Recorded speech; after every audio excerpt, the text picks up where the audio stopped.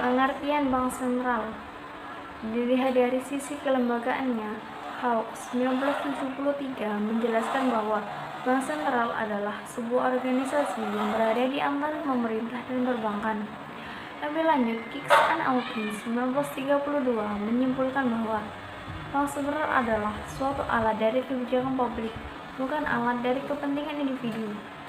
Bank Sentral adalah lembaga yang melaksanakan kebijakan publik melalui sektor perbankan guna mempengaruhi variabel ekonomi. Dalam menjalankan kegiatannya, Bank Sentral sebagai lembaga publik tidak mengedepankan prinsip maksimalisasi laba, tetapi menekankan efisiensi guna mendapatkan keuntungan bagi masyarakat yang sebesar-besarnya. Singleton et al. 2006 berpendapat bahwa berdasarkan aktivitas yang dilakukannya, Bank Sentral memiliki 10 fungsi. 1. Penerbit uang atau alat pembayaran yang sah guna memenuhi kebutuhan masyarakat. 2. Pelaksana dan perumus kebijakan moneter. 3. Penjaga keutuhan sistem keuangan dan pada beberapa situasi atau keadaan bertindak sebagai an emergency lender of last resort dan pengawas kehati-hatian perbankan. 4. Penyedia jasa perbankan dan agen kepada pemerintah dan sering sebagai pengelola pinjaman pemerintah. 5. Kustodian dari cadangan bank umum dan pembantu penyelesaian akhir transaksi clearing antar bank. 6. Pelaksana dari kebijakan pemerintah di bidang nilai tukar dan sebagai kustodian dari cadangan devisa negara dan membantu negara dalam mengelola cadangan devisa. 7. Pembuat kebijakan untuk mendorong pertumbuhan ekonomi, terutama di negara berkembang. Bank Sentral sering diberi mandat lebih luas untuk memperkuat pembangunan ekonomi. 8. Penasehat pemerintah terkait dengan kebijakan ekonomi. Bank Sentral dipandang memiliki keahlian mengenai hal-hal yang terkait dengan bidang ekonomi dan keuangan. 9. Lembaga yang berpartisipasi dalam kerjasama pengaturan moneter internasional. Dan 10. Lembaga yang memiliki hubungan erat dengan pemerintah sehingga memungkinkan Bank Sentral mendapat tugas lain seperti memberi layanan perbankan kepada publik dan memberikan perlindungan nasabah. Perkembangan Bank Sentral. Pada periode awal perkembangannya, Bank Sentral lebih berfungsi sebagai bangkirnya sistem perbankan. Dalam perkembangannya, Bank Sentral dewasa ini dirancang sebagai lembaga kebijakan publik yang tujuan utamanya adalah mempertahankan stabilitas moneter dan mendorong stabilitas sistem keuangan. Dalam hal kerjasama dengan otoritas lainnya, Bank Sentral juga melakukan peranan penting dalam pengawasan dan pengembangan sistem keuangan di negaranya. Bank Sentral juga tidak melakukan lagi aktivitas komersial yang dapat mengurangi perannya sebagai lembaga kebijakan publik. Bank Sentral di beberapa negara juga berperan dalam tugas lain, seperti melayani jasa perbankan dan manajemen aset serta utang kepada pemerintah. Bank Sentral juga sering diminta untuk melakukan analisis dan saran terhadap kondisi ekonomi dan kebijakan pembangunan di negara tersebut. Bank Sentral di Indonesia dimulai pada saat pemerintah Hindia Belanda mendirikan Dijavase Bank sebagai bank sirkulasi di Hindia Belanda pada tanggal 24 Januari 1828. Dijavase Bank bertugas antara lain menerbitkan uang kertas atau banknotes, memberikan kredit kepada perusahaan-perusahaan, memperdagangkan logam mulia, dan bertindak sebagai kasir pemerintah. Setelah kemerdekaan Indonesia, Dijavase Bank dinasionalisasi menjadi Bank Indonesia dan berada di bawah pemerintah. Pada periode awal ini, Bank Indonesia juga masih diberi tugas untuk menjaga stabilitas rupiah, menyelenggarakan peredaran uang di Indonesia, memajukan perkembangan urusan kredit, dan melakukan pengawasan pada urusan kredit tersebut. Fungsi, tugas, dan wewenang Bank Indonesia sebagai Bank Sentral Republik Indonesia. Untuk mewujudkan tujuan dalam mencapai dan memelihara kestabilan nilai rupiah, Bank Indonesia mempunyai 3 tugas sebagai berikut. A. Menetapkan dan melaksanakan kebijakan moneter. B. Mengatur dan menjaga kelancaran sistem pembayaran. Dan C. Mengatur dan mengawasi bank. Adapun wewenang yang diberikan oleh undang-undang dalam rangka melaksanakan 3 tugas di atas adalah sebagai berikut. A. Wewenang terkait dengan tugas menetapkan dan melaksanakan kebijakan moneter meliputi 1. Menetapkan sasaran-sasaran moneter dengan memperhatikan sasaran laju inflasi. 2. Melakukan pengendalian moneter dengan tidak terbatas pada operasi pasar terbuka di pasar uang, baik rupiah maupun valuta asing. Dan 3. Menetapkan tingkat diskonto, menetapkan cadangan minimum, dan mengatur kredit atau pembiayaan. B. Wewenang terkait dengan tugas mengatur dan menjaga kelancaran sistem pembayaran meliputi 1. Melaksanakan dan memberikan persetujuan dan izin atas penyelenggaraan jasa sistem pembayaran. 2. Mewajibkan penyelenggara jasa sistem pembayaran untuk menyampaikan laporan kegiatannya. Dan 3. Menetapkan penggunaan alat atau instrumen pembayaran. C. Wewenang terkait dengan tugas mengatur dan mengawasi bank meliputi 1. Menetapkan peraturan. 2. Memberikan dan mencabut izin atas kelembagaan dan kegiatan usaha tertentu dari bank. 3. Mengawasi bank baik secara individual maupun sebagai sistem perbankan. Dan 4. Mengenakan sanksi terhadap bank sesuai dengan peraturan perundang-undangan. Sistem perbankan menurut Miskin. Bank sebagai lembaga keuangan yang menerima deposito dan memberikan pinjaman. Bank merupakan perantara keuangan atau yang bisa disebut dengan finansial intermediaries. Bank menimbulkan interaksi antara orang yang membutuhkan pinjaman untuk membiayai kebutuhan hidupnya.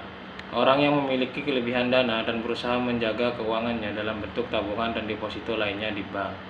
Perbankan memainkan peran yang begitu besar dalam menyalurkan dana kepada peminjam. Peluang investasi produktif. Kegiatan keuangan ini penting untuk memastikan agar sistem keuangan dan perekonomian berjalan dengan lancar dan efisien. Di Kanada dan negara lain, bank atau lembaga penyimpanan memberikan pinjaman kepada pembisnis juga dapat membantu orang-orang. Di negara Indonesia sendiri memiliki 3 sistem perbankan. Yang pertama, Sistem Informasi Manajemen Sektor Perbankan Bank Indonesia atau SIM SPBI. SIM SPBI merupakan sistem informasi terpadu untuk mendukung tugas pengawasan, pemeriksaan, dan pengaturan perbankan BI. Salah satu tujuan dari penerapan SIM SPBI adalah meningkatkan efektivitas dan efisiensi sistem pengawasan dan pemeriksaan bank. SIM SPBI terdiri dari 3 subsistem, yakni Sistem Informasi Manajemen Pengawasan atau SIMWAS, merupakan sistem informasi untuk meningkatkan efektivitas dan efisiensi tugas-tugas pengawasan, pemeriksaan, dan penelitian bank umum. Sistem Informasi Bank dalam Investigasi atau SIBADI merupakan sistem informasi untuk meningkatkan tertib administrasi dan kemudahan pemantauan tugas dalam rangka investigasi tindak pidana di bidang perbankan. Yang ketiga, Data Mart, data pokok bank yang menyediakan informasi berkaitan dengan kelembagaan, kepemilikan, dan kepengurusan operasional dan strategi pengawasan yang diterapkan suatu bank sehingga diharapkan dapat mengoptimalkan informasi dalam rangka pengawasan dan pembinaan bank. Yang kedua, Sistem Informasi Debitur atau SID adalah sistem yang menyediakan informasi mengenai debitur baik perorangan maupun badan usaha yang diolah berdasarkan laporan penyediaan dana yang diterima Bank Indonesia dari pelopor. SIDI dikembangkan dengan tujuan membantu bagi pemberi kredit, membantu dalam mempercepat proses analisis dan pengambilan keputusan pemberian kredit. Bagi penerima kredit, mempercepat waktu yang dibutuhkan untuk memperoleh persetujuan kredit, memperluas dan mempermudah akses pengusaha mikro, kecil, menengah atau UMKM terhadap sistem perbankan. Dan yang terakhir, terciptanya reputasi kredit yang baik yang mempermudah debitur memperluas cakupan akses kredit dari lembaga pemberi kredit. Yang ketiga, ada Sistem Informasi Manajemen Pengawasan BPR atau SIMWAS BPR, merupakan sistem informasi untuk meningkatkan efektivitas dan efisiensi sistem pengawasan BPR melalui SIMWAS.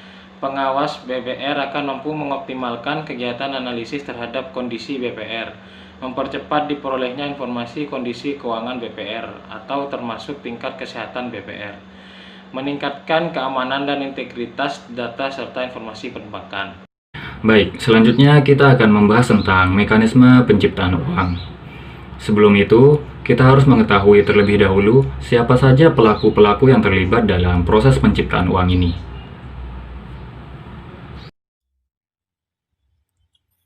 Nah, berdasarkan pengelompokan peranannya, secara umum dikenal 3 pelaku utama dalam mekanisme penciptaan uang, yaitu yang pertama adalah otoritas moneter atau biasa dikenal dengan bank sentral, yang kedua adalah bank umum, dan yang ketiga adalah masyarakat atau sektor domestik. Pada dasarnya, ketiga pelaku tersebut berinteraksi sedemikian rupa sehingga penyediaan penawaran uang oleh otoritas moneter dan bank sesuai dengan kebutuhan atau permintaan masyarakat akan uang tersebut. Kemudian, mekanisme penciptaan uang itu dibagi menjadi 2 bagian. Yang pertama adalah penciptaan uang primer oleh otoritas moneter. Uang primer di sini atau disebut M0 adalah uang kartal dan simpanan giro bank umum. Disebut primer karena ini merupakan inti atau biang dalam proses penciptaan uang beredar. Kemudian yang kedua adalah penciptaan uang oleh bank umum. Bank umum menciptakan uang giral dan uang kuasi melalui beberapa cara. Yang pertama ada cara secara substitusi. Masyarakat menyetor uang kartal ke bank umum dalam bentuk simpanan giro, tabungan, atau deposito. Kemudian ada cara transformasi. Bank umum membeli surat berharga, kemudian dibukukan ke bentuk simpanan giro, tabungan, atau deposito. Kemudian yang ketiga, ada cara pemberian kredit. Bank umum memberikan kredit kepada nasabah dan membukukan kredit tersebut ke rekening giro atas nama debitur yang menerima kredit. Secara sederhana dapat diuraikan, otoritas moneter menciptakan uang kartal. Uang kartal di sini adalah uang kertas dan uang logam yang biasa kita temukan sehari-hari. Sementara bank umum itu menciptakan uang giral dan uang kuasi. Nah, uang giral di sini adalah semacam surat-surat berharga ya. Dan uang kuasi itu semacam uang yang tak dapat dipakai untuk pembayaran setiap saat karena ada keterikatan waktu. Seperti contohnya itu deposito dan tabungan. Nah, sedangkan masyarakat ini akan menggunakan uang yang diciptakan oleh otoritas moneter dan bank umum untuk melaksanakan kegiatan ekonomi. Secara sederhana seperti itu. Faktor-faktor yang mempengaruhi jumlah uang beredar menurut Budiono 1993. Pertama, keadaan neraca pembayaran surplus atau defisit. 2, keadaan APBN surplus atau deposit. 3, perubahan kredit langsung Bank Indonesia. Dan 4, perubahan kredit likuiditas. Kebijakan pemerintah dalam mempengaruhi jumlah uang beredar. Secara garis besar terdapat 2 jenis kebijakan yang dilakukan pemerintah, Bank Indonesia dan Departemen Keuangan dalam mengendalikan jumlah uang yang beredar, yaitu pertama kebijakan moneter dan kedua kebijakan moneter. Kebijakan moneter merupakan kebijakan yang dilakukan oleh Bank Indonesia yang dibedakan menjadi 2, yaitu kebijakan moneter kuantitatif yang meliputi politik pasar terbuka. Bank Indonesia mengendalikan jumlah uang beredar dengan cara jual beli surat-surat berharga. Kemudian ada politik diskonto dan bunga pinjaman. Bank Indonesia dapat membeli surat-surat berharga bank-bank umum yang tingkat likuiditasnya tinggi dengan tingkat diskonto yang telah ditetapkan oleh Bank Indonesia. Bank Indonesia juga bisa memberikan pinjaman. Merubah cadangan minimal bank-bank umum pada Bank Indonesia. Setiap bank umum wajib mempunyai cadangan di Bank Indonesia dan jumlahnya ditetapkan oleh Bank Indonesia. Istilahnya adalah reserve requirement. Apabila Bank Indonesia menaikkan tingkat cadangan minimal bank-bank umum, katakanlah dari 10% menjadi 15%, maka hal ini akan mengurangi jumlah uang yang beredar, karena semakin besarnya modal bank-bank umum yang harus disimpan di BI. 2. Kebijakan moneter kualitatif yang meliputi pengawasan pinjaman secara selektif. Bank sentral mengawasi pinjaman dan investasi yang dilakukan oleh bank-bank umum agar bank-bank umum selektif dalam memberikan kredit kepada debitur. Pembujukan moral. Bank sentral mengadakan pertemuan langsung dengan pimpinan bank-bank umum untuk meminta langkah-langkah tertentu dalam rangka membantu kebijaksanaan yang diambil oleh pemerintah. Kebijakan fiskal. Kebijakan ini juga dapat mempengaruhi jumlah uang beredar, yaitu melalui pajak. Apabila pemerintah, dalam hal ini Departemen Keuangan, memperluas objek pajak, berarti akan lebih banyak uang yang tersetor ke pemerintah. Dalam hal ini berarti jumlah uang beredar menjadi berkurang.